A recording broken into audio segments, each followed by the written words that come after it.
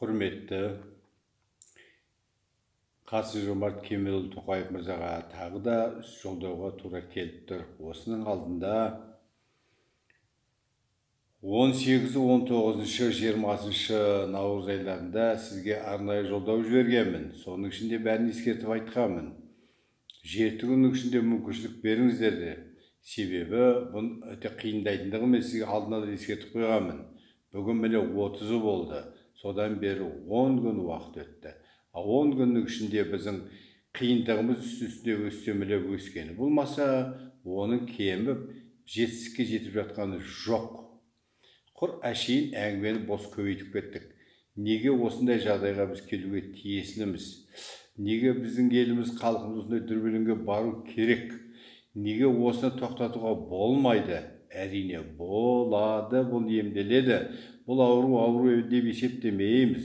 Бұл ауру кәдімгі вирус болса жұқпалы ауру ретінде, тұмаудың есебінде жүретін аурулардың біреуінің қатарына ғана жатқызамыз.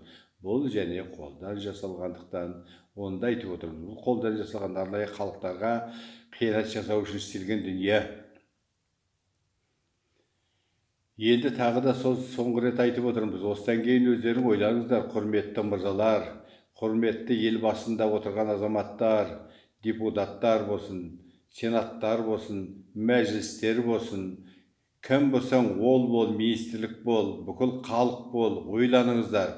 Мүмкіншіліктің соңы кетіп бара жатыр. Енді бұдан кейін әл бермейтін жағдайға келіп тұр. Сендер болсаңдар әлі ойланып отырсыңдар, не істейміз деп. Қандай да әрекеттің барлығы дер кезінде айтылып, дер кезінде орындалып отыратын болса, оған ешқандай қиянат жоқ. Адамзаттың бәрі ата-бабамыз айтып жатқан жоқ па? Көпірдің үстінен өтіп келе жатқан кезде қандай құрал сайманды пайдалансаң да аман-сау өтіп кетсек болды емес пе деген екен. Осындай уақытта, міне дүрбелең уақытта қандай да тәсілді пайдалану арқылы аман-сау халықты аман-есен алып қалғанға не жетсін? Мен тағы да соңғы рет айтып отырмын. Халқымыздың амандығы керек. Егер халық бар болса, біз бармыз, халық жоқ болса, не керегі бар?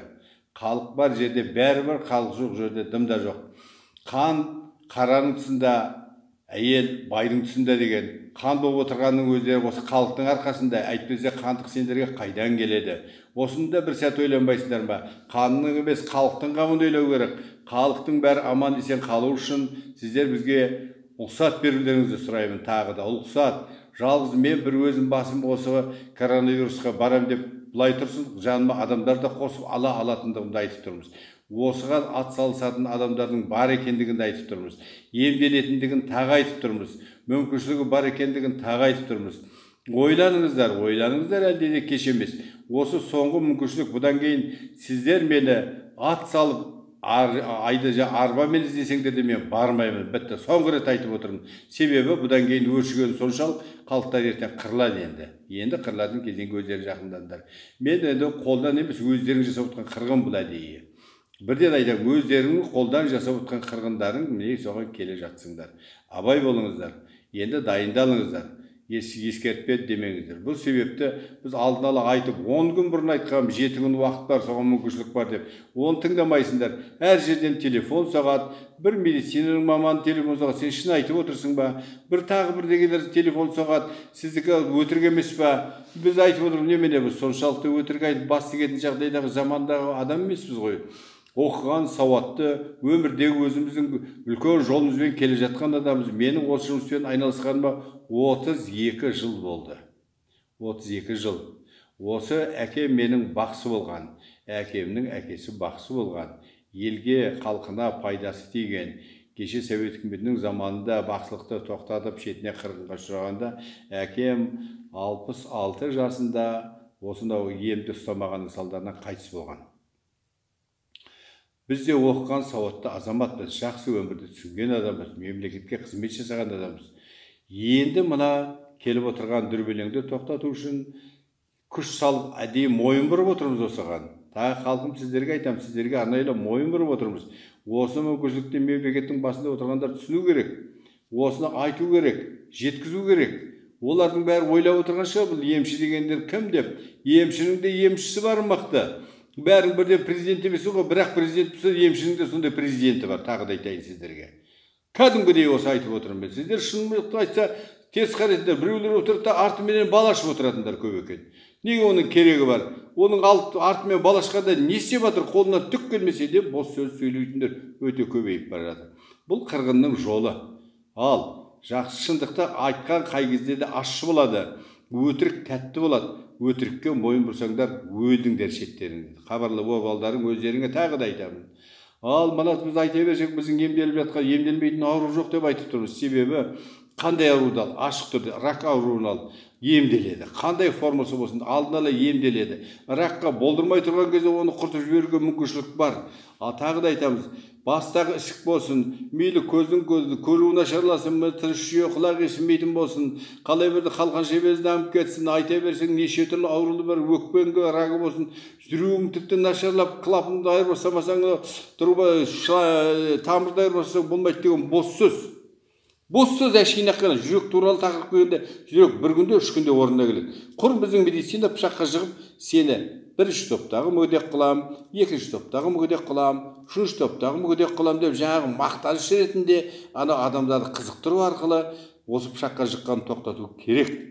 Бір тиынға да керегі жоқ пышақтың, бір тиынға да керегі жоқ. Тағы да айтамын, бұл тиында тұрмайды. Адамның өмірі мүгедек қылғаннан. Біздің медицина адамды мүгедек қылғаннан басқа не істеп жатыр? Айтыңдаршы. Не істеп жатыр? Біз болсақ сол мүгедекті қайтадан есін жиғызып, моланың алдында тұрған адамдарды өліміне бітті дегенді, осы медицинаны біз емдей алмай шығарып тастағандарын аяқтарына тұрғызып адам қылып жатырмыз. Неге осыны неге пайдаланбасқа халыққа? Неге осындай мүмкіншілік жасамасқа халыққа? Неге осыны соншалықты біз қыспақ қала бересіңдер? Неге осыны неге жарыққа шығармайсыңдар? Әлде барлықтарында өмір бақи өмір сүретін адам сияқты көрінесіңдер ме? Жоқ, бұл мүмкіншілікті халыққа беру керек, халық пайдалану керек, халыққа керек, бұл өте қажет. Кішкентай балалардың анау айтып қаншамасы қырылып жатыр. Лейкемия деген не, ауру ма? Ауру емес. Немене аққан деп шығып жатыр? Ауру емес қой ол да. Гипертония деген ауру емес, гипертонияны дұрыс алдын ала емдеп берсек, ол инсульт болмайтындығын айтып отырмыз. Қалай берді?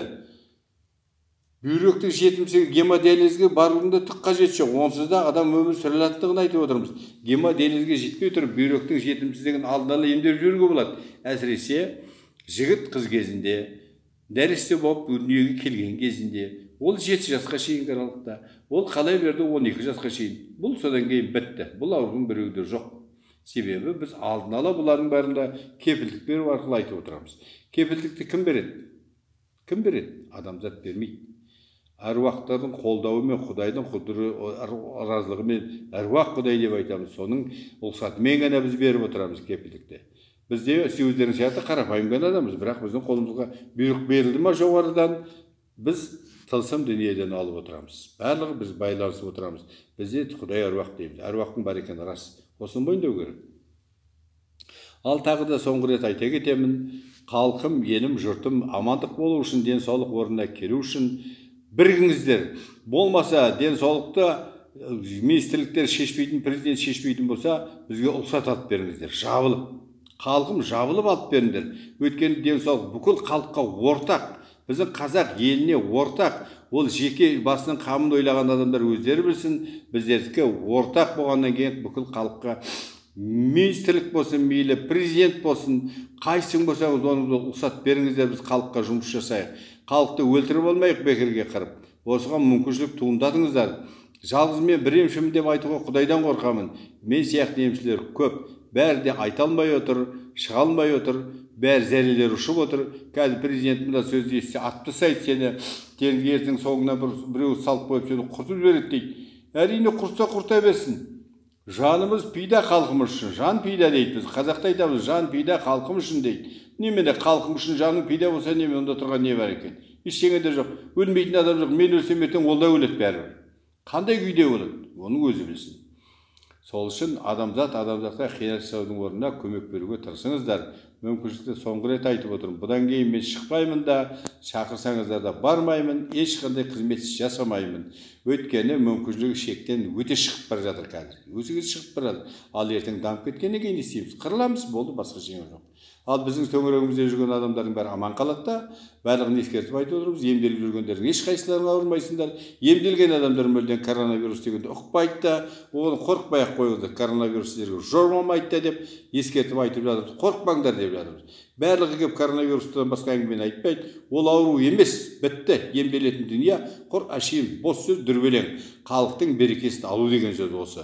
Халықтың берекесін бекерге алмайық. Тоқтатыңыздар. Енді осымен аяқтаймын. Менің атым Емші Кенжебай. Телефоным 847-730-6909. Сіздерге мен ашық жариялап отырмын. Ашық текстпенен кәдімгідей телефонымда, аты жөнімді бәрін айтып отырмын сіздерге. Міне осыған сіздер рұқсат беріңіздер. Кез келген қалаға, маған оның ешқандай медициналарыңыздың не болса қала берді үкіметіңіздің көмегінің маған керегі жоқ. Мен көмек сұрамаймын. Рұқсат берулеріңізді ғана сұраймыз.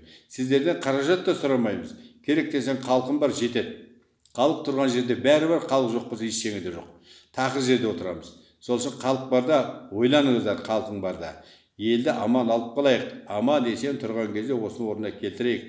Осымен тағы да аяқтаймын. Қош сау болыңыздар.